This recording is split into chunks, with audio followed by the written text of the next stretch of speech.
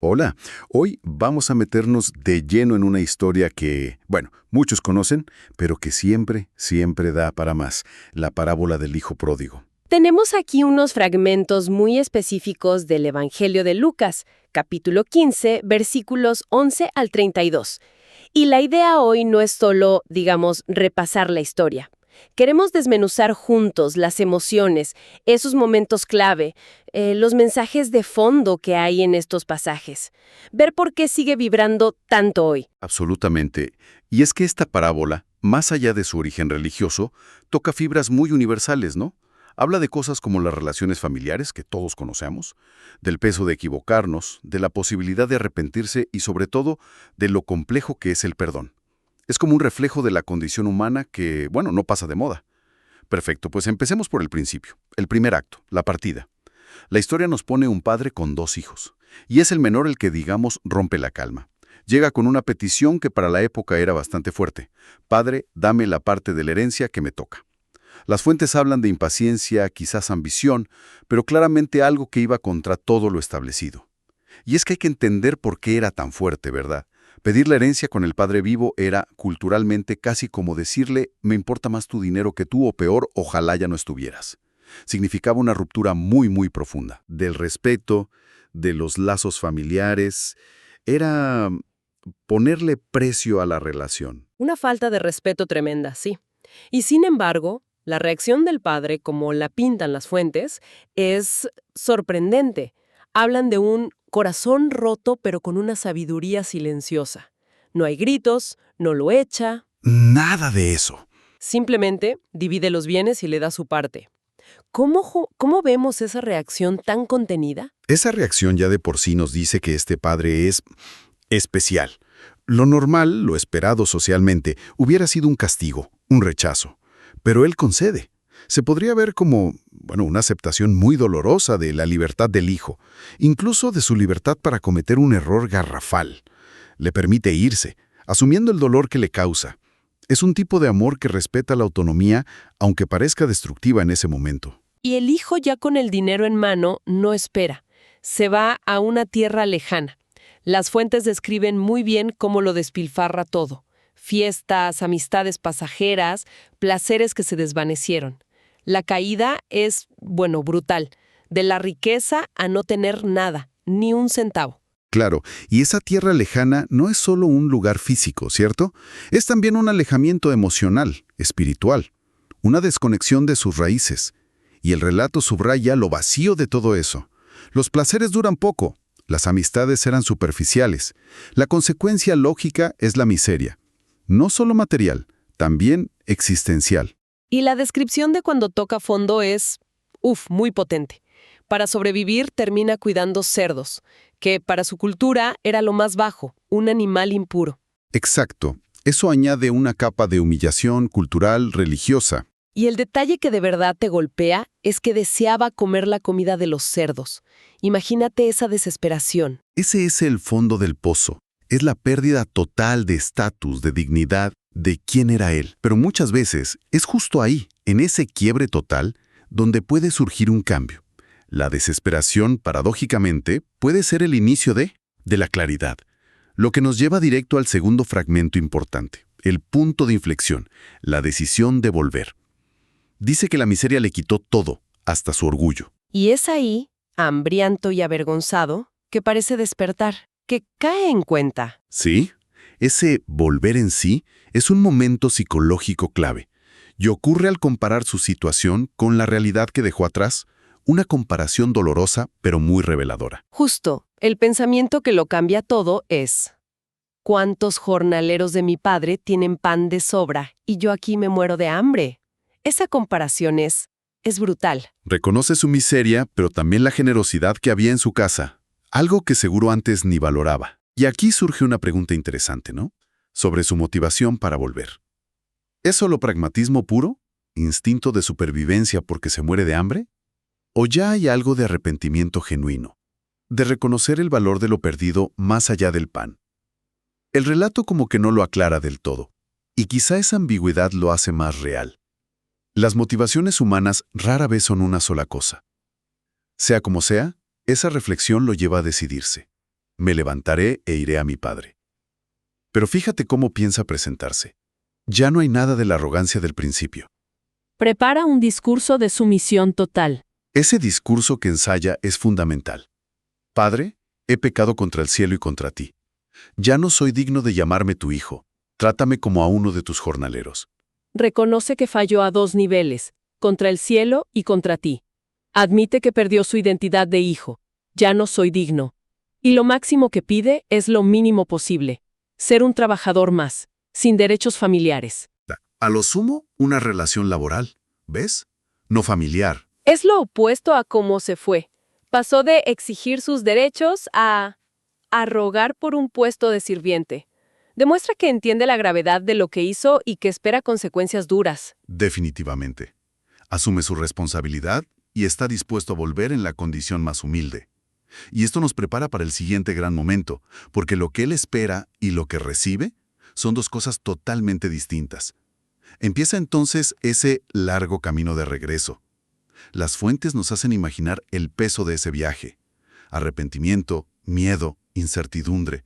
No tiene ninguna garantía. Llega sin nada, solo con esa pequeña esperanza de ser aceptado, aunque sea como un extraño. Es un viaje de vulnerabilidad total. Enfrenta la vergüenza, la posibilidad real de que lo rechacen, o peor, un castigo público, que sería lo normal en esa cultura después de una ofensa así. Y entonces, el clímax, el tercer fragmento, el encuentro. Y aquí la historia da un giro que rompe todas las expectativas. El detalle clave es, cuando todavía estaba lejos, su padre lo vio, lo estaba esperando. Ese lo vio de lejos es potentísimo. Sugiere que estaba esperando activamente, vigilando. No fue un encuentro casual. El padre estaba mirando al horizonte, por así decirlo. Y se añade algo casi intuitivo. Dice que lo reconoció más por el anhelo de su propio corazón que por cómo se veía. Un reconocimiento que va más allá de lo físico. Y lo que hace después rompe todos los esquemas de dignidad para un patriarca de la época. El padre corrió hacia su hijo. Nos recuerdan que para un anciano de su posición, correr en público era indecoroso, casi vergonzoso. Exacto. Ese acto de correr es una declaración pública y radical. Un patriarca debía ser solemne, caminar con calma. Al correr, este padre está diciendo, sin palabras, que la alegría y el amor por su hijo que vuelve son mucho más importantes que las normas sociales, que su propia dignidad o el que dirán. Es la emoción pura hecha acción, una acción que pone la relación por encima de cualquier protocolo. Es una imagen fortísima, y el momento cumbre del encuentro lo refuerza. Antes de que el hijo pueda decir ni una palabra de su discurso preparado, el padre se echó sobre su cuello y lo cubrió de besos. Ahí está el corazón del mensaje sobre el perdón en esta parábola. El abrazo, los besos, signos de aceptación total, de reconciliación, ocurren antes de la confesión formal. Eso es rompedor. Sugiere que el perdón del padre no depende de que el hijo haga una confesión perfecta.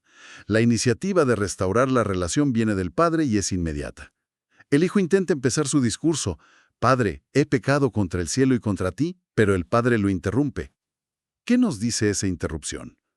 Pues puede interpretarse de varias formas, pero todas apuntan a que la relación es lo primero. Quizás el padre ya ve el arrepentimiento en el simple hecho de que volvió, en su mirada, en su estado. O quizás la alegría del momento es tan grande que las formalidades de la confesión ya no importan. Es como si dijera, estás aquí, eso es lo que cuenta. La relación rota ya está sanando. El pasado queda atrás ante la urgencia de restaurar el presente. Y en lugar de un regaño o preguntas, lo que sigue es una explosión de celebración. El padre da órdenes rápidas y muy significativas. Primero, pronto, traigan la mejor túnica y vístanselo. La mejor túnica no es solo ropa limpia, es un símbolo potentísimo de que le devuelve el honor, el estatus. Le devuelve públicamente la dignidad perdida. Lo viste de nuevo como hijo de la casa, no como un vagabundo. Luego, pongan un anillo en su dedo. El anillo, que a menudo era un sello familiar, representa que le devuelve autoridad y la pertenencia legítima. Confirma que no es un jornalero, sino un miembro pleno de la familia, con todos sus derechos. Le reafirma su identidad de hijo. Y pongan sandalias en sus pies. Las sandalias las usaban las personas libres y los miembros de la familia. Los esclavos iban descalzos. Ponerle sandalias es otra señal clarísima de que lo reintegra completamente como hijo, libre, no como siervo. Y finalmente, la orden que sella todo. Traigan el ternero engordado y mátenlo, comamos y celebremos. El ternero engordado se guardaba para las ocasiones más especiales, de máxima alegría y honor. No es una comida cualquiera, es un banquete. Es una proclamación pública extravagante de la felicidad del padre y de la restauración total del hijo. Es una fiesta que grita, esto es motivo de la mayor alegría. Y el propio padre explica por qué esta fiesta tan grande, con una metáfora muy fuerte, porque este hijo mío estaba muerto y ha revivido, estaba perdido y ha sido hallado. Esa metáfora de muerte-vida, perdido-hallado, es clave. Eleva el regreso del hijo a algo casi milagroso. No estaba solo lejos físicamente. Estaba muerto para la familia en términos de relación, de futuro, de esperanza. Su regreso es, para el padre, como una resurrección, el hallazgo de algo valiosísimo que creía perdido para siempre. Los fragmentos que vimos terminan resaltando temas como la incondicionalidad, la misericordia que no necesita palabras y un amor que se niega a olvidar. ¿Cómo se conectan estos temas con las acciones concretas? Se conectan directamente. La incondicionalidad está en aceptarlo antes de la confesión completa. La misericordia sin palabras está en la carrera del Padre, en el abrazo antes de tiempo, en que no hay ni un solo reproche. Y el amor que se niega a olvidar se ve en esa espera atenta y en la restauración inmediata y total. Las acciones del Padre son la personificación de estos principios. No necesita hablar del perdón.